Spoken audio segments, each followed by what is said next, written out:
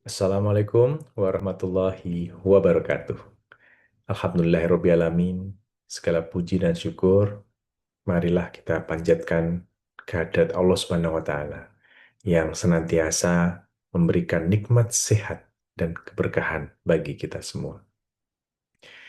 Selanjutnya, terima kasih sebesar-besarnya kami aturkan kepada Bapak, Ibu, dosen penguji, dan tak lupa kepada dosen pembimbing penulis, yaitu Profesor Wahid Slamet Ciptono, MBA, MPM, PhD.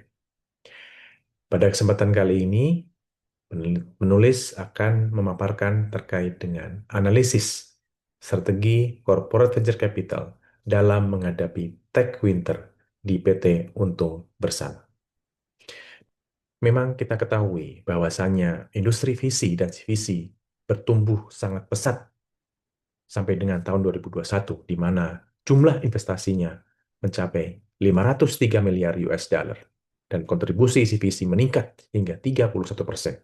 Namun, ketika setelah tahun 2021, dengan munculnya tech winter, ditandai dengan perlambatan, turunnya jumlah investasi, dan juga turunnya total nilai investasi, menjadikan kondisi semakin sulit.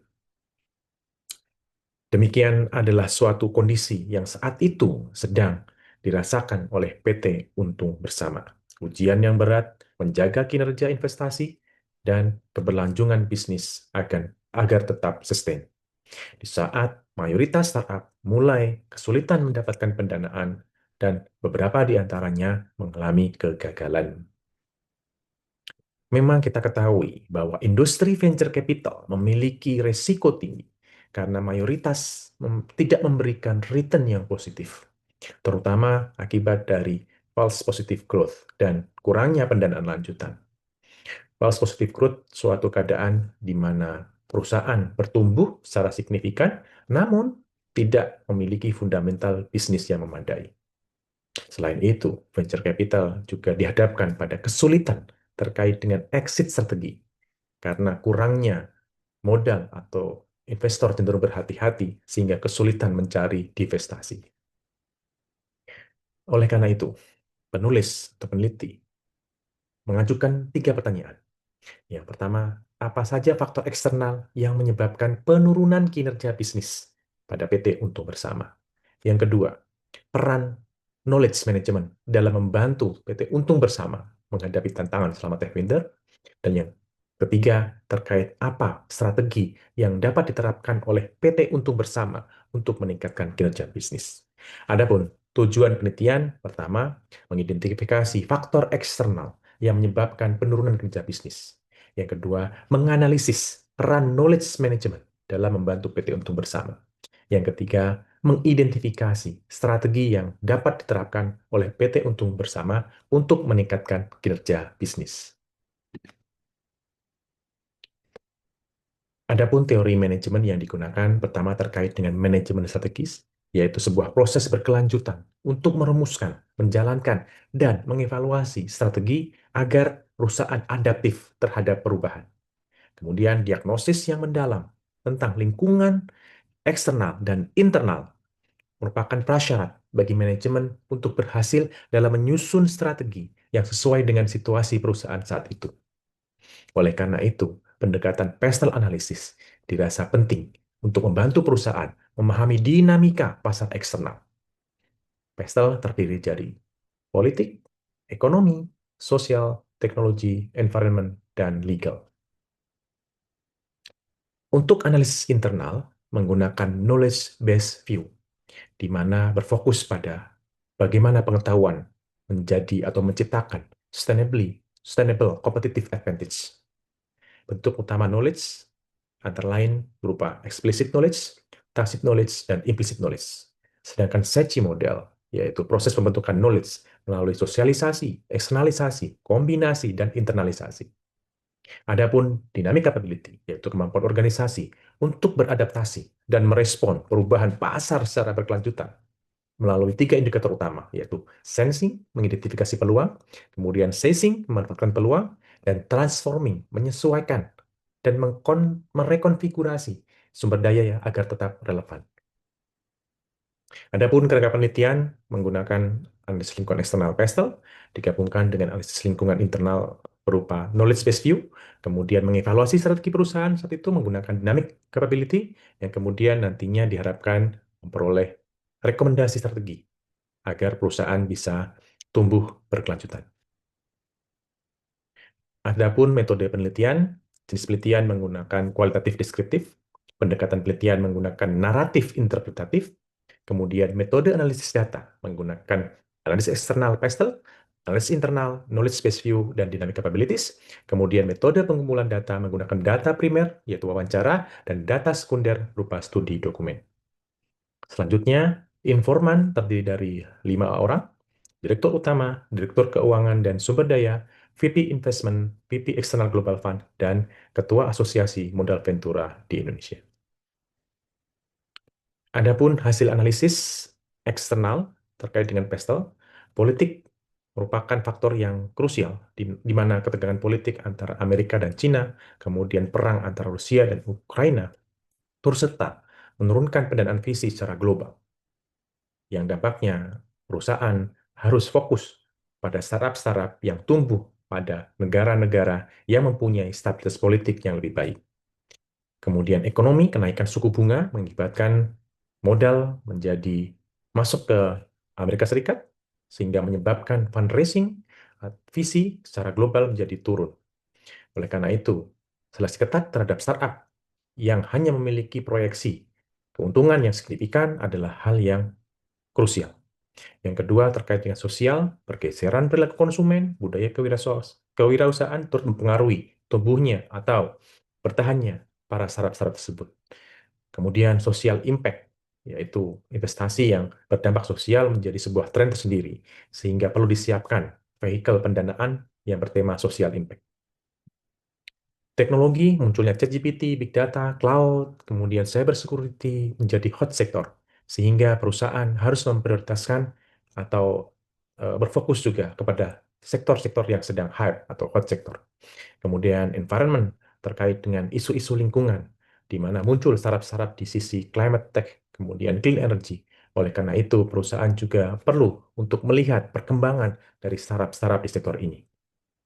Legal terkait dengan insentif pajak di beberapa negara, sehingga para perusahaan visi mulai mengalokasikan perusahaannya di domisili negara-negara yang punya insentif pajak yang menguntungkan.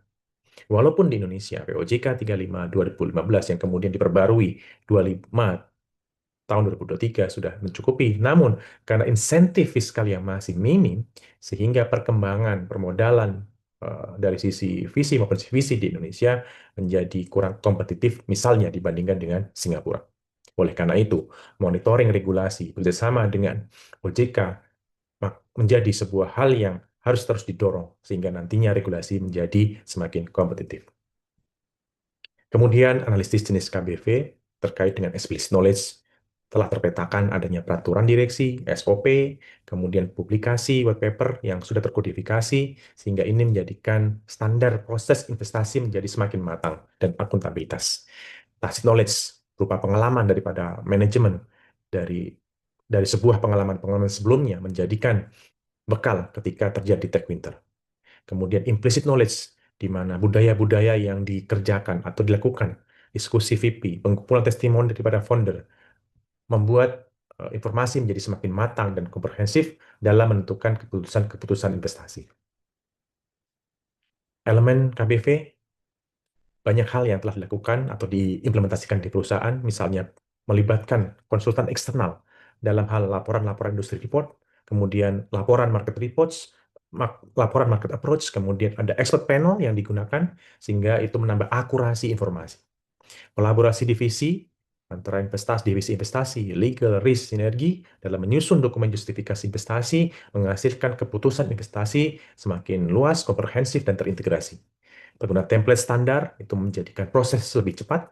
Program Next Be Fast sebagai platform sinergi yang menghubungkan startup dan perusahaan maupun BUMN, sehingga nantinya startup memperoleh potensi bisnis bagi pertumbuhan bisnisnya itu sendiri, sehingga mendorong sinergi, nilai sinergi menjadi semakin besar. Penyusunan white paper, partisipasi aktif di forum-forum visi maupun visi benchmarking ke global visi, memperkuat positioning perusahaan sebagai investor berbasis knowledge. Analisis seksi model dari sisi KPV terkait dengan interaksi informal, diskusi informal dari para VP bersama dengan timnya, diskusi mingguan itu menciptakan arus informasi yang sangat dinamis dan menambah kajian-kajian yang lebih terkini.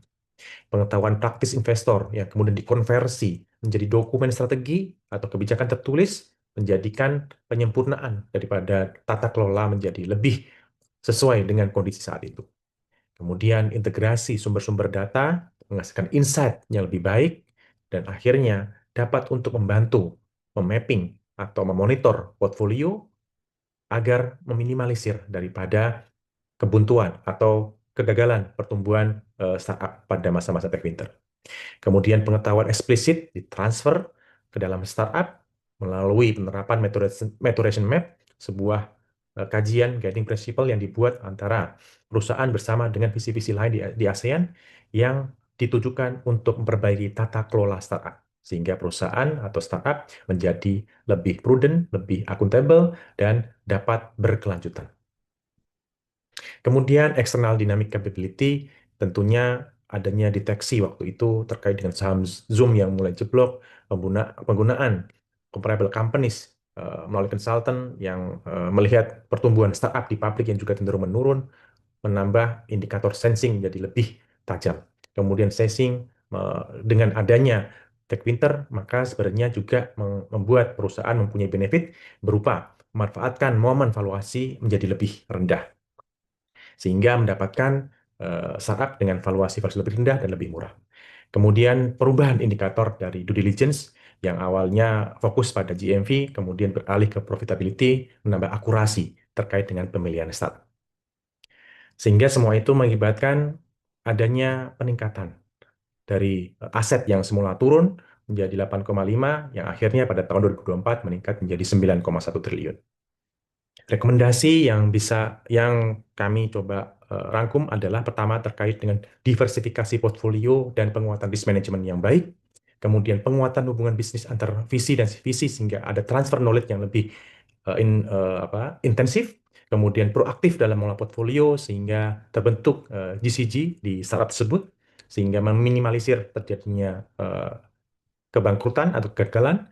Kemudian yang terakhir dengan kodifikasi dari lesson learned yang sudah ada sebelumnya sehingga nantinya bisa lebih waspada dan digunakan apabila terjadi lagi adanya tech winter. Kesimpulan bahwa penurunan kinerja perusahaan disebabkan terutama dari sisi politik, ekonomi, dan teknologi. Knowledge management membantu perusahaan dalam hal pengambilan keputusan melalui tacit, implicit, dan explicit knowledge. Kemudian, knowledge-based view dan dynamic capability dapat digunakan oleh perusahaan untuk bisa beradaptasi dengan lingkungan atau kondisi yang tidak ada kepastian agar perusahaan selalu adaptif. Saran yang kami berikan bahwa untuk penelitian selanjutnya, maka cakupan bisa lebih luas. CVC bisa melintas negara, visi atau CVC bisa lintas negara, sehingga informasinya menjadi semakin komprehensif. Untuk industri, maka kolaborasi antar visi dan CVC perlu terus diperkuat, sehingga transfer of knowledge, transfer of informasi menjadi lebih terintegrasi. Kemudian optimalisasi peran maturation map, maka menjadi guiding principle buat startup, sehingga meminimalisir kegagalan startup di masa yang mendatang. Demikian dari penulis. Ada kurang mohon maaf. Semoga menjadi bermanfaat. Terima kasih. Wassalamualaikum warahmatullahi wabarakatuh.